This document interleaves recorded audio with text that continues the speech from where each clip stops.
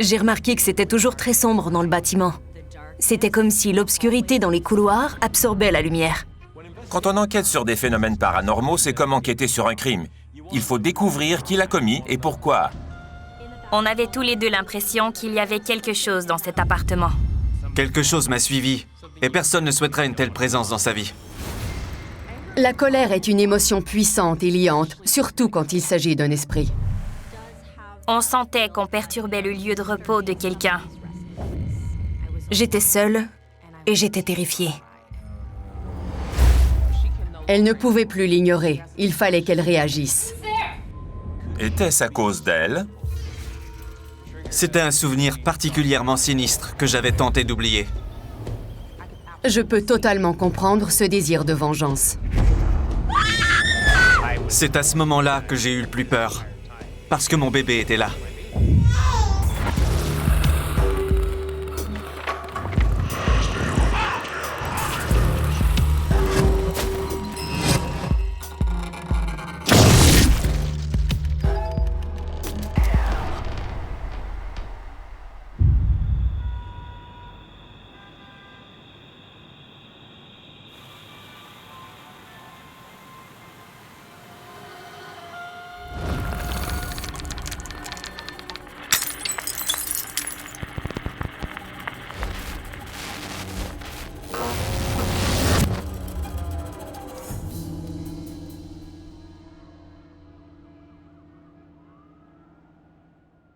Quand j'ai annoncé aux membres de ma famille qu'on allait s'installer à Las Vegas, ils sont restés surpris. Ils se demandaient où on allait pouvoir vivre. Est-ce qu'on allait emménager dans un hôtel? Ma fiancée et moi, on a choisi de déménager dans une banlieue au sud de la ville. Les loyers étaient abordables. C'était l'endroit parfait pour un jeune couple. Ce que j'ignorais, c'était que quelque chose m'avait suivi. Et personne ne souhaiterait une telle présence dans sa vie. Leilani et moi, on s'est rencontrés il y a presque 16 ans. On était juste des amis jusqu'à il y a environ 5 ans. Elle me rend meilleur. Elle a sûrement dû vous dire que je suis parfois dur avec les gens. Jonathan est tout un personnage. Aux premiers abords, il est plutôt antipathique. Mais au fond, c'est sa façon de bien choisir son entourage. Quand il s'agit de son cercle d'amis intimes, il est très attentionné. Il ferait n'importe quoi pour nous aider. Et quand on lui demande un service, même si ça lui demande un effort, il lâche tout pour le faire. C'était le mois de décembre. Comme c'était le premier Noël de ma fille, je me suis surpassée pour décorer l'appartement. J'ai emballé toutes les portes de papier cadeau. De haut en bas. C'était extravagant. Jonathan trouvait que c'était exagéré.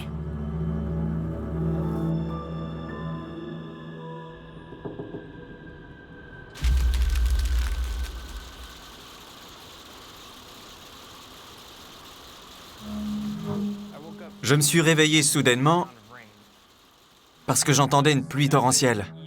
J'avais l'impression d'être sous un toit en tôle et qu'il pleuvait des cordes.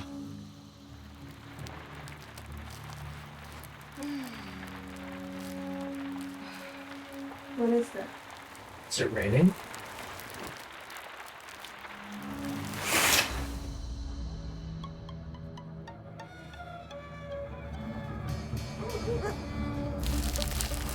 It's not raining.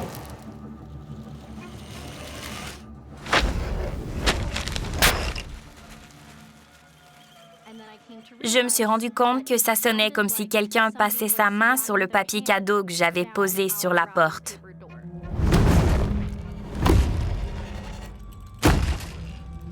On n'était que 3 dans l'appartement, donc en théorie, personne d'autre n'y était.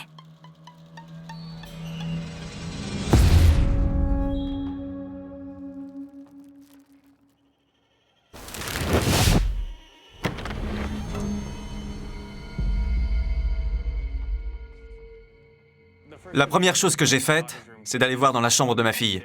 J'ai pensé qu'il y avait peut-être un intrus chez nous. Il n'y avait personne dans sa chambre et j'ai vérifié d'autres pièces. Je n'ai vu aucun signe d'une présence.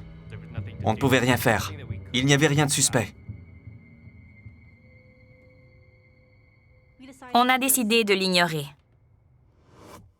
Richard, prise 1, action. Quand des choses étranges se produisent à la maison ou au travail, la plupart du temps, on en fait abstraction et on a souvent raison de ne pas s'en faire. Quand une lame de parquet craque, c'est souvent juste à cause de l'usure. Les fantômes ne sont pas responsables de tout. Dans la majorité des cas, ce n'est pas un fantôme. Il reste que certaines situations sont hors du commun, et dans le cas de Jonathan et Leilani, l'histoire est très troublante. Leilani travaillait dans notre complexe résidentiel. Quand un locataire quittait son appartement, avec le gérant d'immeuble, il fallait inspecter les lieux pour s'assurer que la personne n'avait rien laissé. On devait prendre note de tous les dommages causés au logement et en assurer le suivi.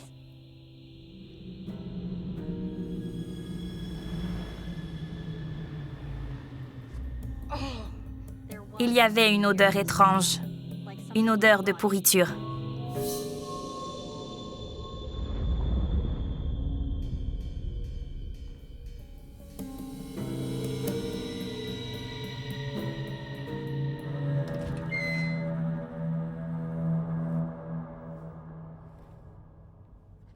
J'avais la drôle d'impression qu'on allait découvrir une scène perturbante dans la salle de bain.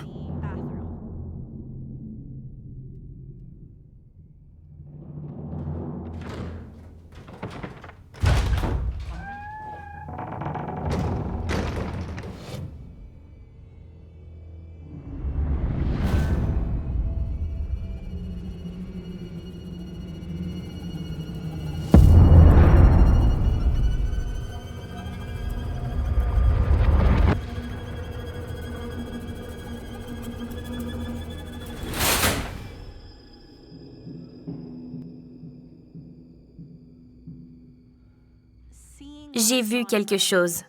Ça m'a donné froid dans le dos. J'étais tétanisée.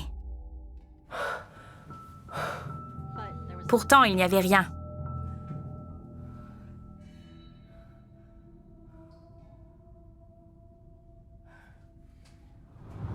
Are you okay? J'avais des frissons partout dans le corps. J'étais terrifiée.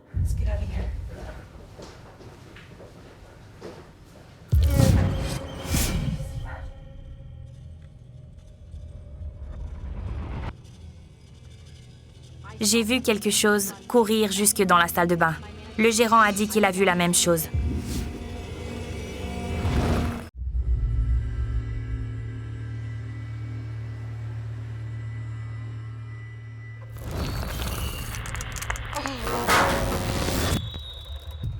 Quand j'ai aperçu la silhouette qui courait d'un bout à l'autre de l'appartement, j'ai trouvé sa façon de bouger très étrange. Ses mouvements semblaient à la fois brusques et fluides, alors qu'elle courait. Un humain ne bougerait pas comme ça.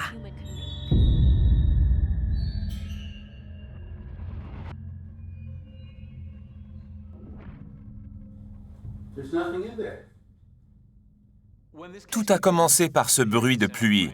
Ça aurait pu être imaginé, mais d'autres phénomènes se sont produits par la suite qui affectaient d'autres sens. Il y a eu une odeur nauséabonde et une vision étrange. Certaines sensations sont illusoires, mais quand plusieurs sens sont affectés simultanément, c'est moins probable que ce soit une illusion.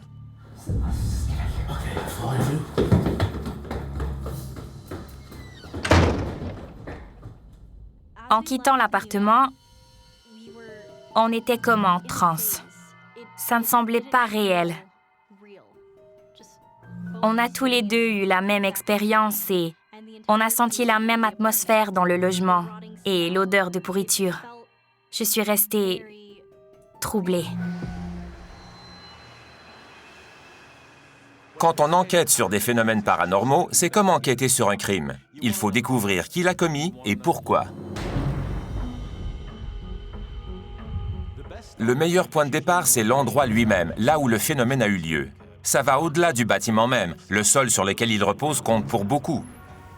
Las Vegas a été surnommée la ville du péché et elle a été construite par la mafia. Beaucoup de sang a coulé dans cette ville. Son histoire est teintée de violence. Il y a des corps dans des tombes anonymes. Ça remonte surtout au tout début de la ville. Jonathan et Leilani se sont installés en périphérie de la ville, dans une banlieue bien ordinaire. Dans les débuts de l'histoire de Las Vegas, c'était le désert. Le genre d'endroit où l'on peut discrètement enterrer un corps au milieu de la nuit. Était-ce possible que l'esprit d'une de ces personnes enterrées clandestinement errait dans les alentours et était à la source de cette activité paranormale?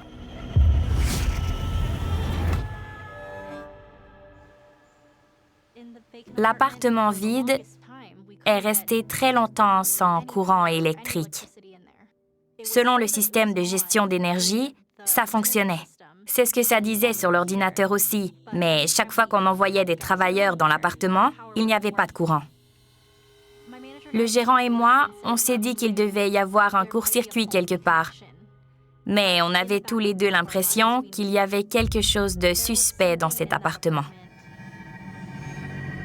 Les enquêteurs en phénomènes paranormaux savent pertinemment qu'il peut y avoir des problèmes d'alimentation électrique quand il y a de l'activité surnaturelle. Ça nous arrive souvent d'aller enquêter sur le terrain et que les piles complètement chargées de notre équipement soient à plat au bout de 20 minutes. Où va cette énergie?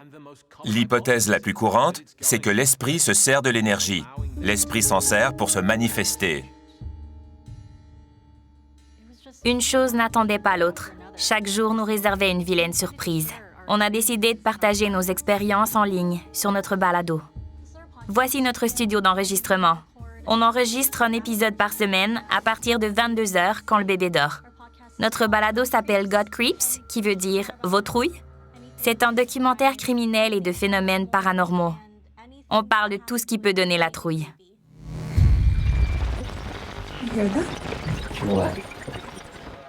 Un soir, j'ai commencé à entendre des parasites.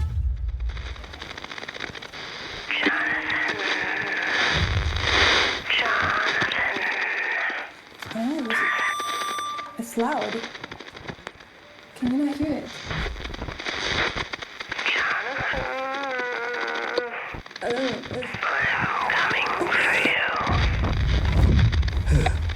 don't hear anything.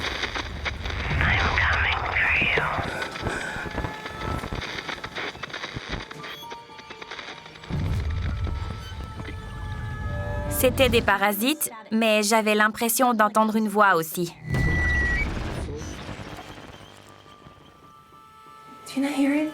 No. J'ai vérifié le son qu'on avait capté sur mon ordinateur, mais les parasites n'avaient pas été détectés. La voix que j'entendais n'avait pas été enregistrée non plus. On entendait seulement ma voix. Quand elle m'en a parlé, je l'ai tout de suite cru. Je n'ai pas essayé de banaliser ce qu'elle me racontait. Il fallait affronter la situation.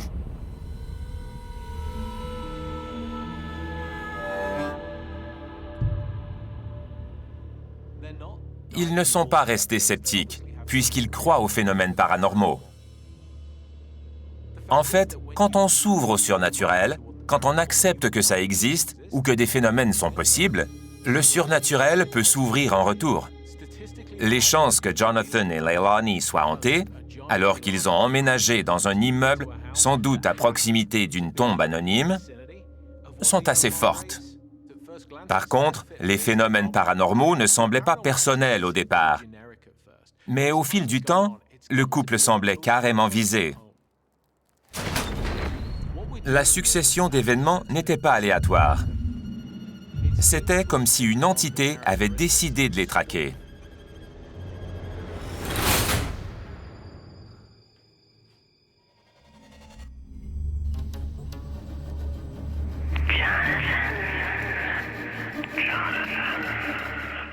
Le lendemain matin, Leilani était au travail et je faisais le montage de l'épisode qu'on avait enregistré. Puis j'ai commencé à entendre les parasites et de la distorsion à mon tour.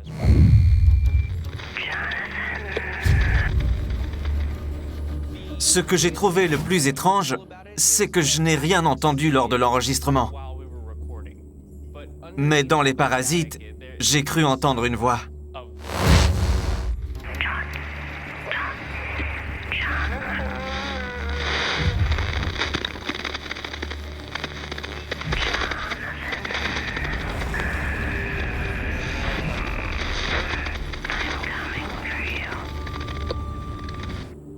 Pendant que j'entendais ça, j'ai senti une présence derrière moi. J'ai eu une sensation de lourdeur, comme si quelqu'un me poussait dans le dos. J'ai eu peur parce que j'étais seul à la maison avec le bébé.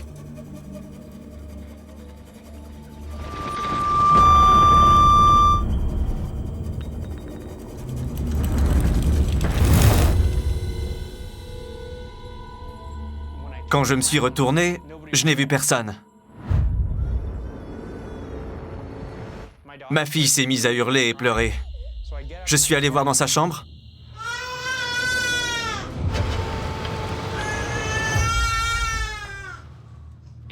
Et sa balançoire était en marche et bougeait beaucoup. J'ai tenté d'appuyer sur le bouton pour l'éteindre, mais ça ne marchait pas.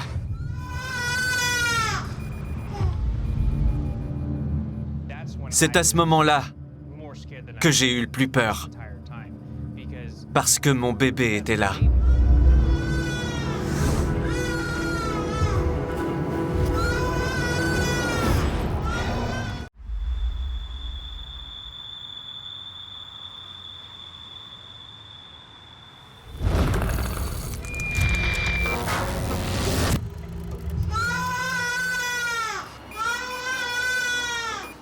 Je n'arrivais pas à éteindre la balançoire, alors j'ai décidé de la débrancher.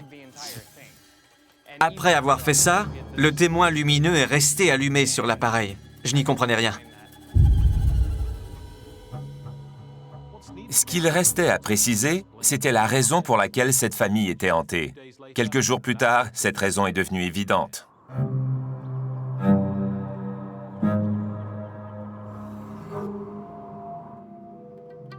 Quelques jours plus tard, Leilani était sortie faire des courses avec le bébé.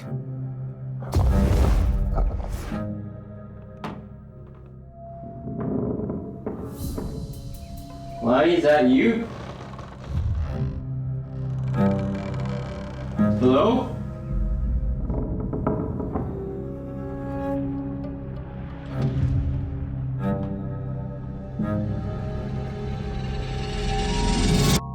Je suis allé voir dans le couloir. J'ai regardé dans chaque pièce. J'ai vérifié la salle de bain. Et je voulais surtout inspecter la chambre du bébé. Je suis même allé voir s'il y avait quelque chose de suspect dans ma chambre. Mais il n'y avait personne. Je n'y comprenais rien.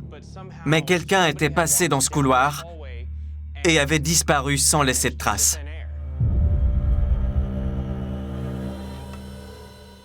Quelle est cette entité qui circule dans l'appartement de Jonathan et Leilani? Il y avait un indice important à relever, les vêtements que l'esprit portait. Je croyais que c'était Leilani parce qu'elle a une longue chevelure foncée. La femme que j'ai vue portait une robe noire. Why is that you? C'est alors que j'ai commencé à comprendre que les événements ne s'étaient pas produits de façon isolée. Tous les phénomènes paranormaux étaient liés d'une façon ou d'une autre. J'ai alors pensé que c'était peut-être la suite de quelque chose qui m'était arrivé des années plus tôt, quand j'étais au secondaire. C'était un souvenir particulièrement sinistre que j'avais tenté d'oublier. Je venais de terminer le secondaire, en fait. Mes amis et moi, on voulait souligner ce moment charnière de nos vies en faisant une folie.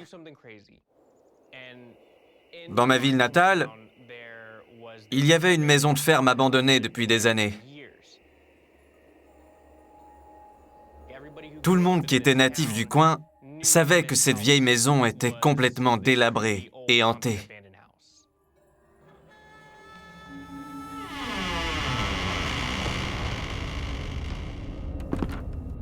Don't be scared, it's gonna be fun. Okay, fine. I'm not scared.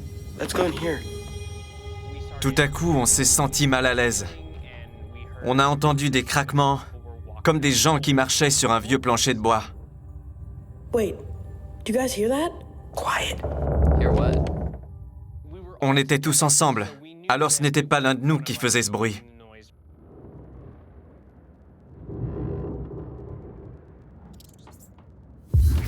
What was that? What is that? Where? She went over there. Where? Oh my god.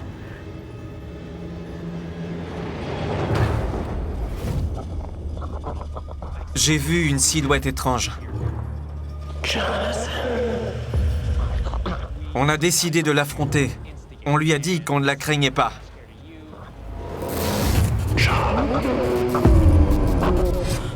Let's get out of here. On a paniqué et on a pris la fuite. Ce n'est jamais une bonne idée de manquer de respect à un fantôme. Jonathan a provoqué cette âme et elle est revenue pour se venger. C'est possible qu'il ait été suivi par cette entité jusqu'à l'époque actuelle, parce qu'avec des amis, il l'avait provoqué par le passé. C'est lui qui a encouragé ses amis à aller explorer la maison. L'entité s'est donc peut-être attachée à lui parce qu'il avait mené le bal. Les esprits n'ont pas la même perception du temps que nous qui vivons dans le monde tangible. Peut-être que cette entité a décidé d'attendre le moment opportun pour se manifester de nouveau et se venger.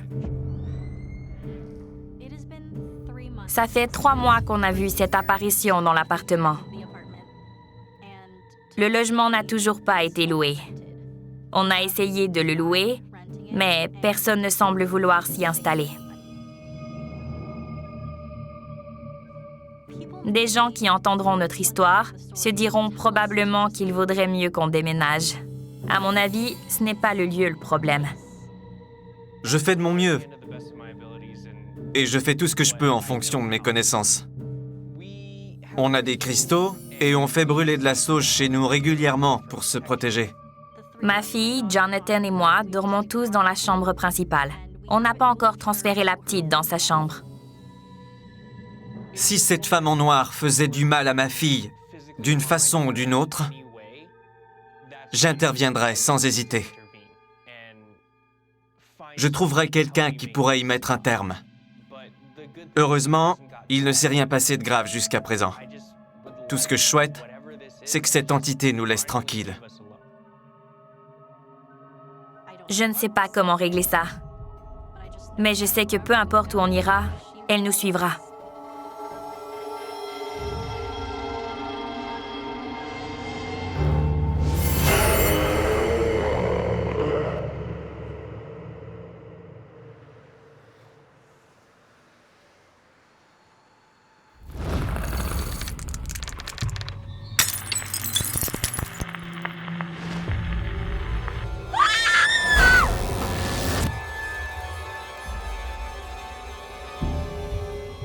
Je me suis installée à Brandon en 2015. C'est une municipalité en bordure de Tampa. Je n'en pouvais plus de la course folle en ville. J'ai choisi de vivre ici pour avoir un nouveau départ. L'endroit m'a charmée dès mon arrivée. Je suis hypnothérapeute spécialisée en transe hypnotique. Voici le bâtiment où j'ai loué un bureau. C'était un lieu calme, pas trop cher. Je trouvais ça parfait, mais j'ai eu tort.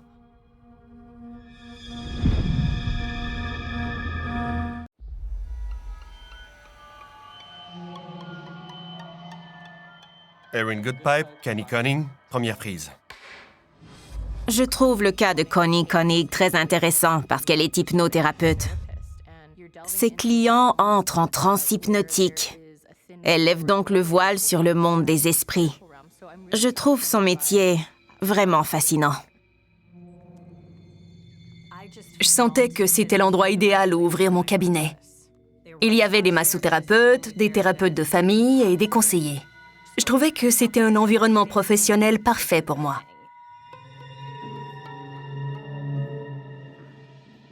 Quand je mène une enquête, je me penche d'abord sur l'histoire de la région. La Floride est particulièrement hantée.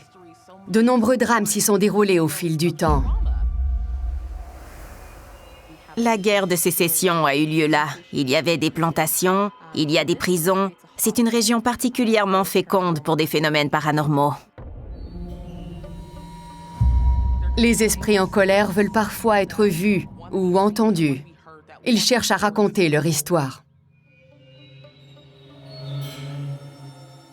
Même s'il y avait d'autres locataires dans le bâtiment, je ne les croisais pas souvent.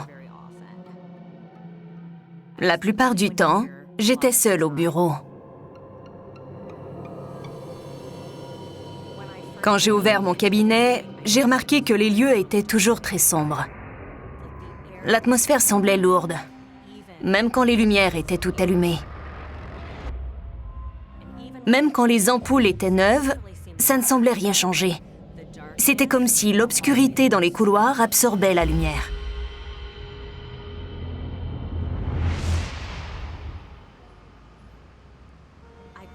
Je me sentais toujours accablée et anxieuse. Ça ne faisait qu'empirer. J'ai parlé du bâtiment avec le propriétaire. Il m'a expliqué que c'était une maison quand il l'a achetée. Il l'avait rénovée. Le bâtiment en question a été construit dans les années 1950, mais dans les années 1990, la résidence a été transformée en espace commercial. Ce que les gens ignorent, c'est que la terre et les propriétés portent toujours une histoire. Peut-être qu'un esprit tentait d'attirer son attention. J'essayais de faire abstraction de l'énergie sombre que je ressentais dans le bâtiment, mais ça n'a pas fonctionné. Hello?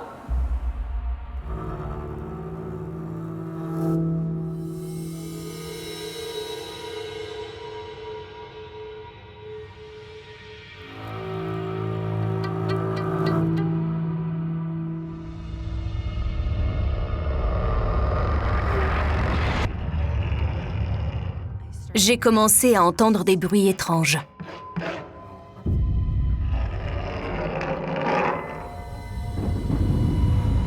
C'était comme si quelqu'un grattait les murs de l'intérieur.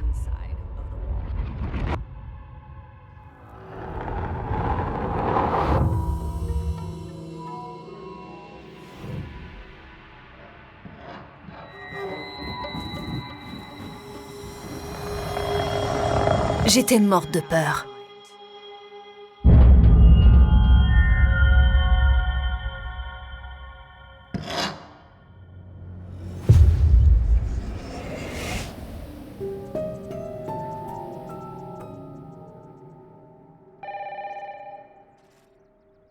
Le téléphone sonnait au bureau et... Hello?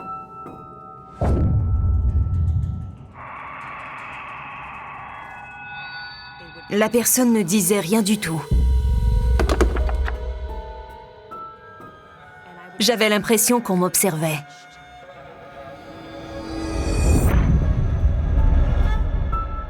Je ne me sentais pas en sécurité.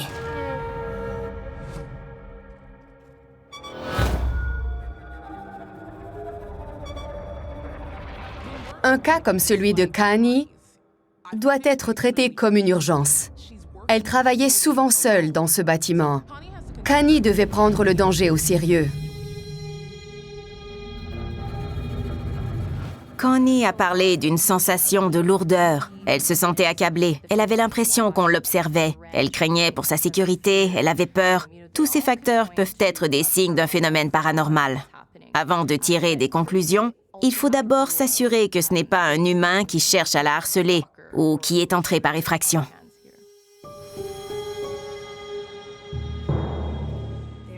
Il y a un bâtiment de chaque côté de celui-ci. Je sais que dans l'un d'eux, des personnes itinérantes ont commis des vols. Voilà l'entrée à l'arrière du bâtiment. Je me suis souvent demandé si quelqu'un s'en servait pour entrer sans qu'on l'aperçoive.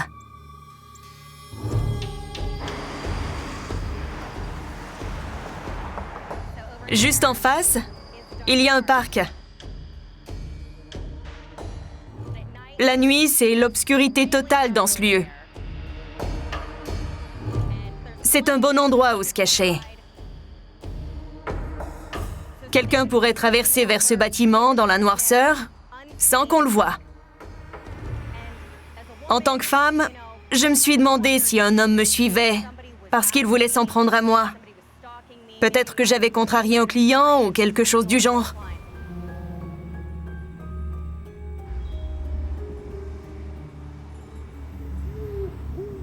Je me demandais pourquoi la situation semblait si intense.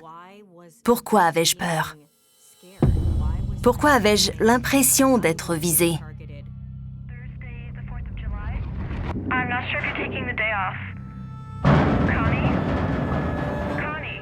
J'étais seule au bureau.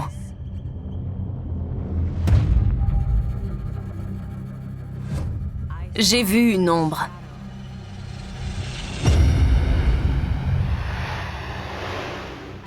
J'avais l'impression que cette silhouette m'épiait.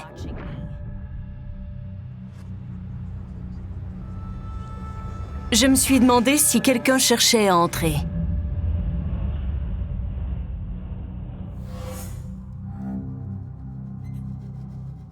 J'étais absolument terrifiée.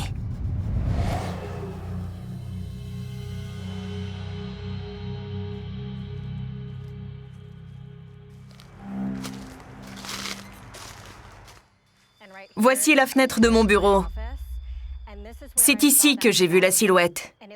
Elle se déplaçait, elle faisait les 100 pas, des va-et-vient constants. J'ai eu vraiment peur, parce que je ne savais pas ce que c'était. La forme semblait dense. Elle était foncée. Je n'ai pas pu la voir clairement, mais ça avait la forme d'un être humain.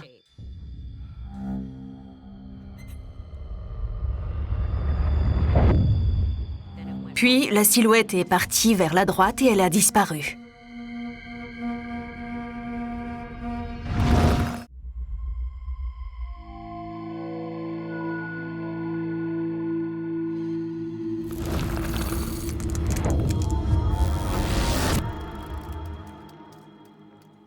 Le lendemain, j'étais encore au travail en soirée. Je revenais de la cuisine et je déverrouillais la porte de mon cabinet. J'ai regardé vers la droite, où se trouve le bureau du propriétaire du bâtiment.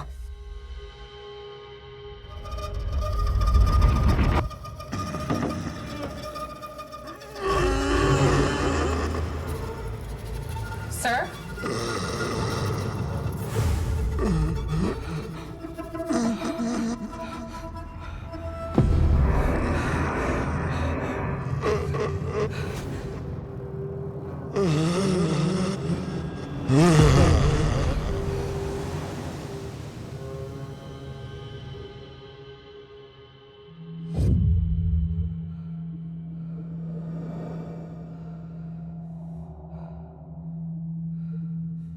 Je ne sais pas où l'homme est parti.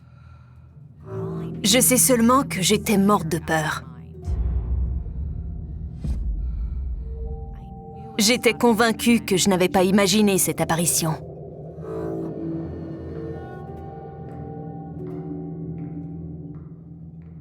C'est particulier, parce que dans le cas de Connie, c'était Connie qui observait l'esprit et il s'est rendu compte qu'il avait été aperçu, que Connie arrivait à le voir.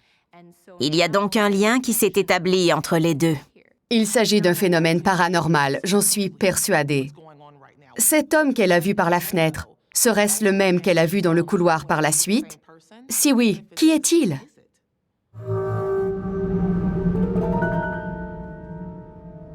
And then tomorrow we can do the same thing. That works for me perfect. Okay, great, Connie. Perfect.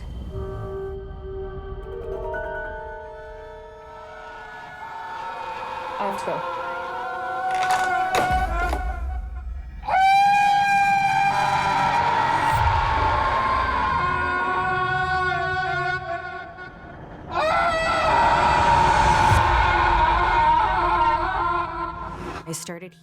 J'ai commencé à entendre des cris désincarnés.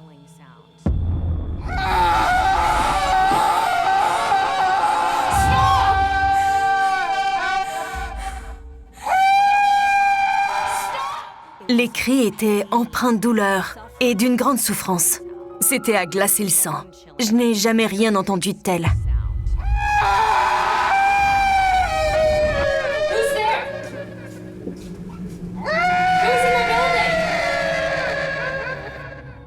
Je me suis demandé ce que c'était et pourquoi ça m'arrivait.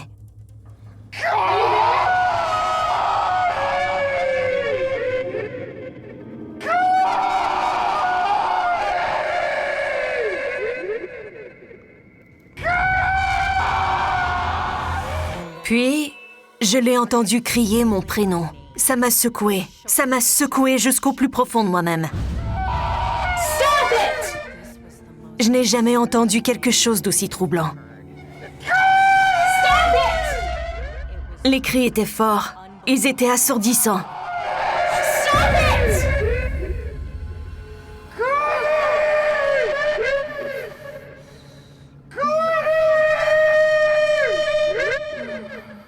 C'est très important d'analyser la façon dont l'esprit criait le prénom de Connie et comment elle s'est sentie quand l'esprit s'adressait à elle.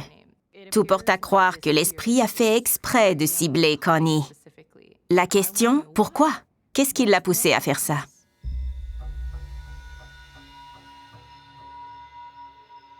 Ça s'est produit un vendredi. Il était tard. L'atmosphère était lourde.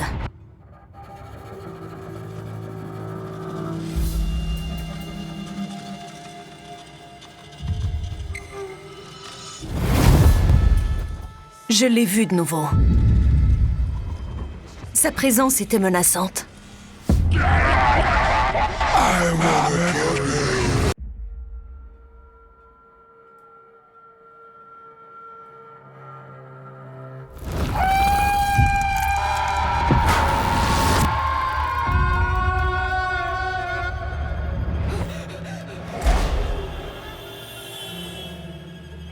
Je sentais que j'étais en danger. J'étais sans défense. J'étais vulnérable. J'ignorais les limites des pouvoirs de cet esprit et ce qu'il était capable de me faire. Mais je savais qu'il n'avait pas de bonnes intentions. L'entité s'est manifestée devant Connie. Elle ne pouvait plus l'ignorer. Il fallait qu'elle réagisse.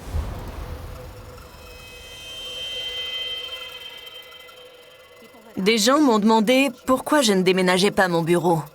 Pourquoi est-ce que je restais à cet endroit? Pour une raison que j'ignore, je n'avais pas envie de quitter l'endroit définitivement. J'allais peut-être regretter d'avoir capitulé.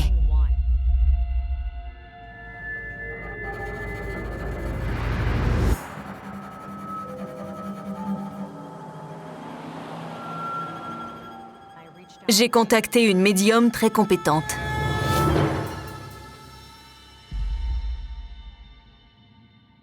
Spontanément, elle m'a dit « Il est vraiment fâché, lui ». Je lui ai répondu que oui et que je ne savais pas quoi faire.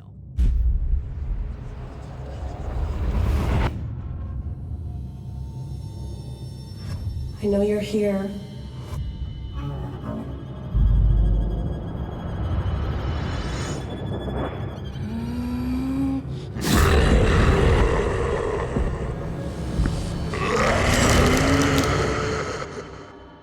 Je crois que l'esprit a visé Connie parce qu'il arrivait à l'effrayer. Elle devait être la première personne à croiser l'esprit. Celui-ci a compris que Connie était vulnérable. Il a saisi l'occasion. Connie était souvent seule dans le bâtiment et elle le craignait. Il a continué à la terroriser parce qu'il arrivait à la contrôler et à dominer la situation. La médium a dit à l'esprit qu'il agissait de façon imbécile. Il avait choisi de hanter ce bâtiment. Il résonnait encore comme un vivant alors qu'il n'était plus de ce monde. Il n'avait pas besoin de rester là et d'agir ainsi. Il était libre.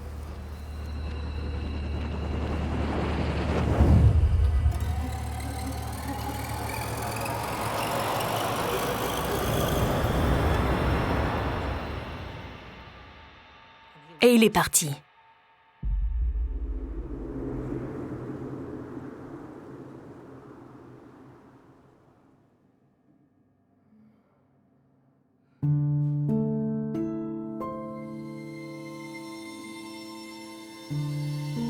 Elle m'a dit que c'était probablement lié au propriétaire de l'endroit. Au Au fond, l'esprit en colère en voulait au propriétaire. L'esprit était devant le bureau du propriétaire du bâtiment. Le propriétaire est psychocriminologue. Il évalue des gens pour voir s'ils sont aptes à subir leur procès. Il a dû contrarier de nombreuses personnes. Dans ce cas, son témoignage a dû mener à l'incarcération du fantôme. On peut comprendre qu'un esprit veuille s'en prendre à quelqu'un qui l'a fait condamner à la prison. Ça change le cours d'une vie. Je peux totalement comprendre ce désir de vengeance. Le propriétaire était très cartésien. Tout était blanc ou noir pour lui. Je n'ai pas l'impression qu'il croirait à ce genre de phénomène. Je me suis sentie visée dans cette affaire. J'ai remarqué la présence de l'esprit et cet esprit s'en est rendu compte. Je me suis dit que la responsabilité me revenait de trouver une solution. Je suis très fière de Connie. Elle a eu le courage de se défendre. Souvent, les gens qui sont confrontés à ce genre de drame veulent être pris en charge. Connie a décidé d'affronter l'esprit et elle a refusé de partir. L'esprit a donc pu se détacher du lieu. C'est une leçon importante à retenir. On peut se défendre contre un esprit. Il faut faire preuve de sensibilité envers les entités de l'au-delà, car comme nous, elles sont en train de cheminer.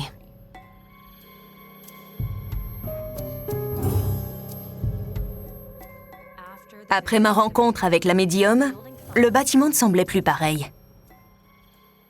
L'atmosphère y était plus légère. Le lieu semblait plus accueillant. Je n'ai jamais parlé de cette histoire au propriétaire. J'ai de la compassion pour l'esprit qui m'a hantée. Ça devait être pénible pour lui de rester coincé dans son passé. Je ne sais pas combien de temps il est resté dans ce bâtiment. Mais cet esprit en colère a déjà été humain. Il a été tellement bouleversé par ce qu'il a vécu que ça l'a suivi jusque dans la mort. Depuis que j'ai eu cette expérience, j'ai encore plus de compassion pour les gens. Je suis une meilleure hypnothérapeute grâce à ça. Je suis plus compréhensive. J'essaie de me concentrer sur les leçons positives que j'ai tirées de la situation.